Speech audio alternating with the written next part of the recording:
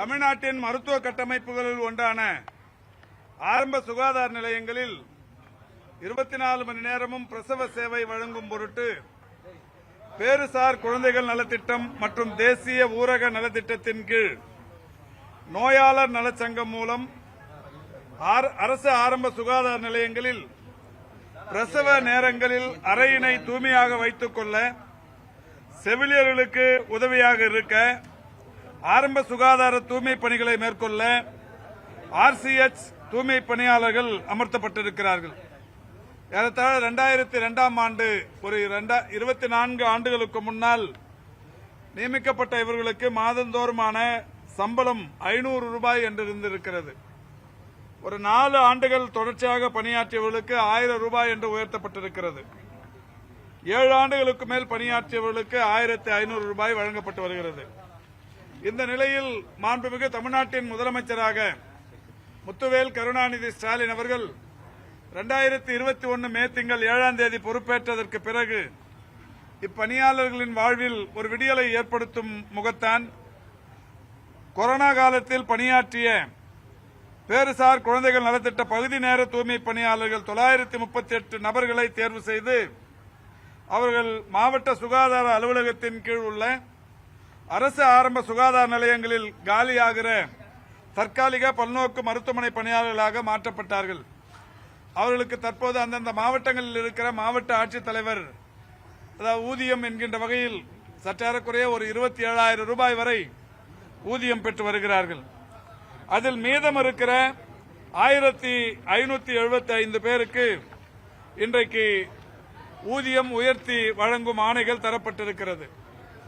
கடந்த ஆண்டு ஏப்ரல் திங்களில் நடைபெற்ற சட்டமன்ற கூட்டத்தொடரில் அதிமுகவை சேர்ந்த ஒரு சட்டமன்ற உறுப்பினர் 1500 ரூபாய் சம்பளத்தில் இருப்பவர்களுக்கு சம்பளம் உயர்த்தி தர வேண்டும் என்று சொன்னார்.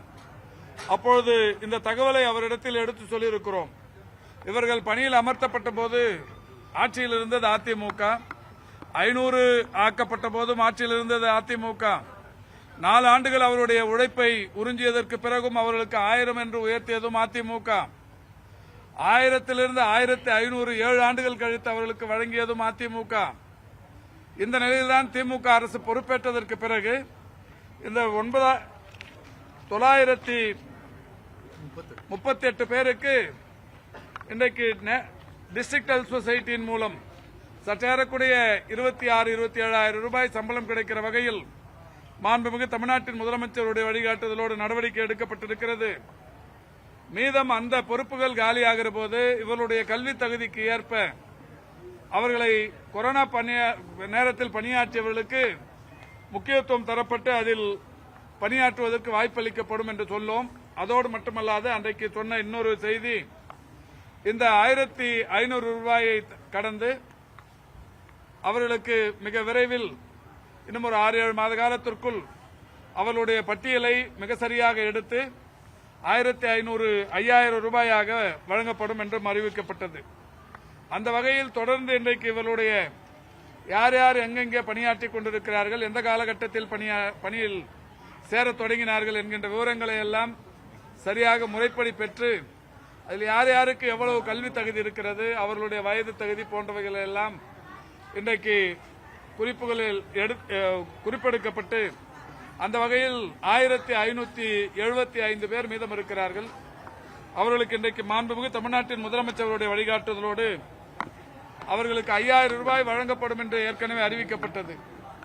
இந்த வகையில் 5000 ரூபாய் மட்டுமல்லாது மாண்புமிகு தமிழ்நாட்டின் முதலமைச்சர்கள் 1500 ரூபாயை NHM தேசிய நலவாழ்வு குழுமத்தின் தொகுப்பிலிருந்து வழங்கப்படுகிறது என்றாலும் மாநில அரசின் சார்பில் அவர்கள் ஒவ்வொருவருக்கும் மாண்புமிகு தமிழ்நாட்டின் முதலமைச்சருடைய வழிகாட்டுதலோடு 5876 ரூபாய் தமிழக அரசின் நிதி தொகுப்பில் இருந்து அவர்களுக்கு கூடுதலாக வழங்கப்பட்டு அவர்களுக்கு இப்பொழுது 7376 ரூபாய்க்கான ஆணைகள் வழங்கப்பட்டிருக்கிறது. அவர்கள் எதிர்பார்த்து வந்தது 5000 ஆணைகளை பெற.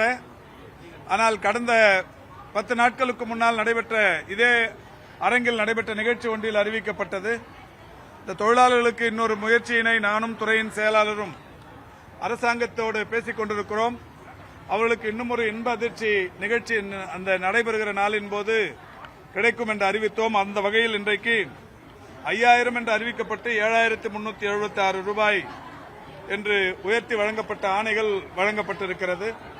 அதோடு மட்டுமல்லாது இந்த 1575 பேரில் யார் யாருக்கு கல்வி தகுதி என்னென்ன மாதிரி இருக்கிறது என்கின்ற விவரங்களை கேட்டு பெற சொல்லியிருக்கிறோம்.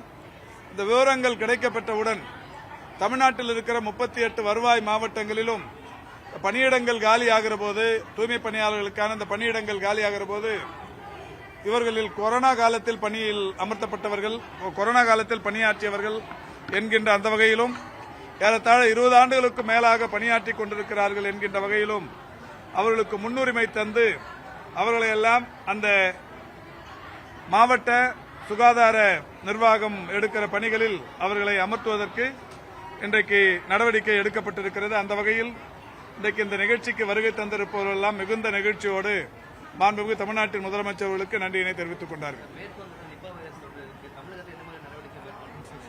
இப்ப நம்ம அதுக்கான நடவடிக்கைகள் துறையின் சார்பில் கைட்லைன்ஸ் எந்தெந்த மாதிரியான முன்னெச்சரிக்கை நடவடிக்கைகள் எடுக்கப்பட வேண்டும் என்கின்றதை இப்போ டிபிஎச் பத்திரிகை செய்தி குறிப்பெல்லாம் தந்திருக்கிறாங்க.